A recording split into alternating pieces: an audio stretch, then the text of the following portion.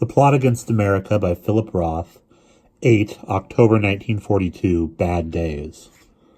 Alvin appeared at our house the next night, driving a brand-new green Buick with a fiancée named Mina Shap. Fiancée always got me when I heard the word spoken as a kid. It made whoever she was sound like somebody special. Then she showed up, and she was just some girl who, when she met the family, was afraid to say the wrong thing. The special one here wasn't the intended wife, anyway, but the intended father-in-law, a masterful deal-maker prepared to deliver Alvin from the game machine business, where, assisted by two strong-armed thugs who lifted the freight and fended off evildoers, my cousin was employed, trucking and setting up the illegal machines, and into a hand-tailored Hong Kong silk suit and a white-on-white monogrammed shirt as an Atlantic City restaurateur. Though Mr. Shop had himself started out in the 20s as Pinball Billy Shapiro, a two-bit hustler associated with the worst hoods in the most rundown row houses, from the most rundown row houses on the most violent streets of the South Philly Badlands, among them the uncle of Shushy Margulis. By 1942, the return on the pinballs and the slots accounted to upward of $15,000 unreported dollars each week, and Pinball Billy had regenerated as William F. Shop II, highly esteemed member of the Green Valley Country Club of the Jewish fraternal organization B'rith Achim, where on Saturday nights he took his dynamic wife in her gigantic jewels to dance to the music of Jackie Jacobs and his Jolly Jazzers, and the Har Zion Synagogue, through whose burial society he purchased a family plot in a beautifully landscaped corner of the synagogue cemetery, as well as the Maharaja of an 8-room mansion in suburban Marion, and wintertime occupant of a poor boy's dream of a penthouse suite annually reserved for him at the Miami Beach Eden Rock. At 31, Mina was 8 years Alvin's senior, a buttery complexioned woman with a brow-beaten look who, when she even dared to speak in her babyish way, enunciated each word as though she had only just learned to tell time. She was every inch the child of overbearing parents, but because the father owned, in addition to the inner-city carting company, the public face of the gaming machine operation, half an acre of lobster house across from the steel pier where people lined up twice around the block to get in on weekends, and because back in the early 30s, when Prohibition ended and Pinball Billy's lucrative side interest in waxy Gordon's Interstate bootlegging syndicate suddenly dried up, he'd established Philadelphia's original shops, the steakhouse popular with what in Philly they called the Jew mob. Pinball Billy figured strongly with Alvin as Mina's advocate. The contract goes like this,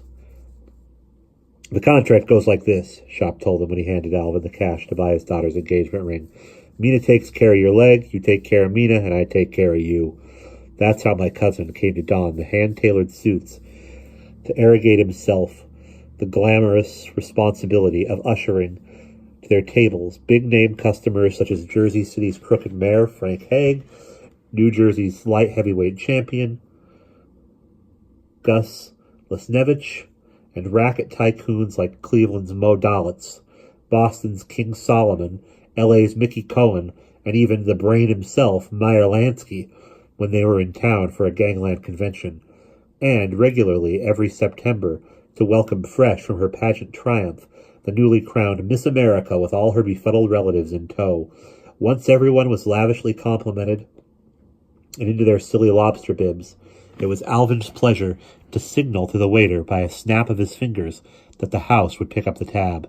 Pinball Billy's one-legged future son-in-law soon gained a nickname of his own, showy, bestowed on him, as Alvin told everyone, by Allie Stoltz, the contender for the world's heavyweight title. Alvin was up from Philly to visit with Stoltz, like Gus Lesnevich, a Newark boy, the day he and Mina wound up at our house for dinner.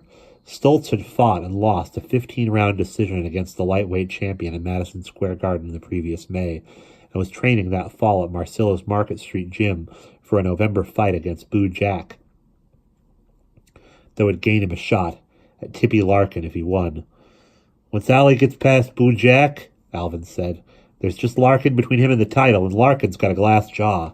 Glass jaw, phony baloney, a going-over, a hard guy. What's his beef? I'll take the grunt. The oldest dodge in the world. Alvin had a new vocabulary and a whole new ostentatious way of talking. That it clearly pained my parents to hear. Yet when he said adoringly of Stultz's generosity, Allie's a guy who was rabid with the dollar, I couldn't wait to sound like a hard guy myself by repeating the amazing expression at school, along with the extensive medley of slang that Alvin now used just for the word money. Mina was silent during the meal. Or Minna, I guess her name is. Minna was silent during the meal, though my mother tried mightily to draw her out. I was overcome with shyness, and my father could think of nothing but the synagogue bombing that had taken place in Cincinnati the previous night, and the looting of Jewish-owned stores in American cities scattered across 2 time zones. This was the second night in a row he'd walked out on Uncle Monty rather than leave the family alone on Summit Avenue.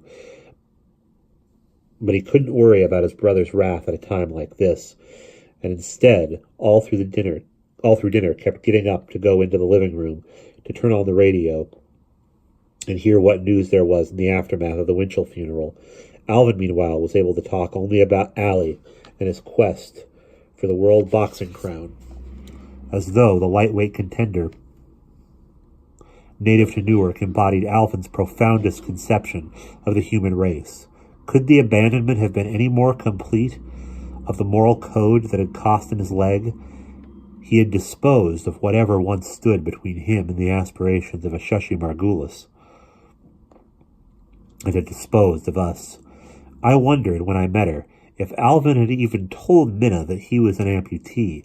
It didn't occur to me that her subjugated personality was precisely what made her the first and only woman Alvin could tell, nor did I understand that Minna was the evidence of his incapacity with women.